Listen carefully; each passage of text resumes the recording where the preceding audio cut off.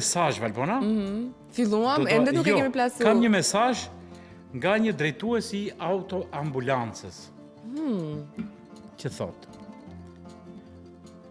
kur të shihni autoambulancën që lëviz ngadalë, edhe pse i kanë ndezur sirenat, mos mendoni se shoferi po bën shaka. Shumë shpesh ai po transporton një pacient me politrauma, një fëmijë ose një grua shtazane që është drejt lindjes. Ndonjëherë edhe mjeku është në këmbë, i përkulur mbase mbi pacientin, duke u përpjekur të shpëtoj një jetë që varet nga një fije të perit. Kjo kërkon drejtim të saktë dhe të ngadalë nga mjeti. E them këtë sepse shumë shoferë të tjerë fillojnë i bien burrive, e bëjnë gjeste të pahishme kur shohin autoambulancën që ecën ngadalë me sirenat të ndezura, duke menduar se dikush po abuzon. Por ne u shpjegojmë atyre se nuk po transportojmë thas me patate, por transportojmë njerëz. Dhe ndonjëherë, përveç të voziturit të shpejt, na duhet edhe të vozisim më ngadalë, sepse betejë për jetën është mbi të gjitha. Ju lutem, na respektoni ne, drejtuesit e mjeteve të urgjencës. Na jepni përparësi dhe mbani mend se herët avon secili prej jush mund të gjendet në pjesën e pasme të autoambulancës. Një mesazh nga një drejtues i autoambulancës, i cili me siguri që i ka shqetësimet e tij, sepse jemi shofer të pandërgjegjshëm, zakonisht po ndodhen kjo tek ne, Valbona.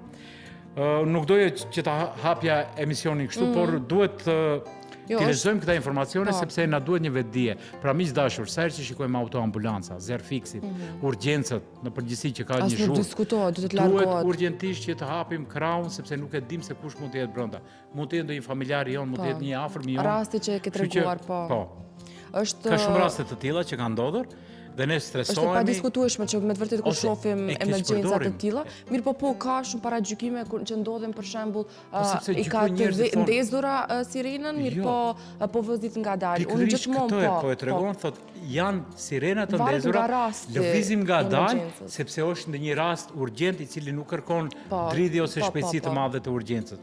Andaj miq dashur, vetëdijsim kolektiv të kemi, të hapim rrugën, të hapim krahun, edhe pse krahu, zakonisht, ndodhen prej shumë përgjithësive, sidomos në ditën e sotme, ose çdo të martë dhe të enjte ndodhen, që këtu pranë televizionit Alsat, disa markete që i kemi, nuk do përmendim emra, po bëjnë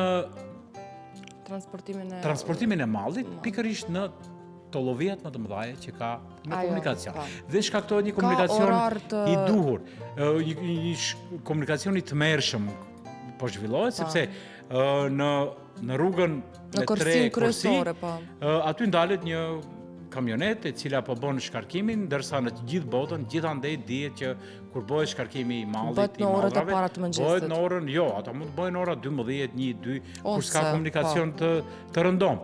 Por kjo ndodhen shpesh në për rrugët tona, nuk e di këtë fenomen, a e keni pa, a e keni vërejtur, por janë gjëra të cilat duhet t'i zhurmojmë edhe t'i themi, dhe shpresoj që njëherë për gjithmonë të vetëdijsohemi si shoqëri.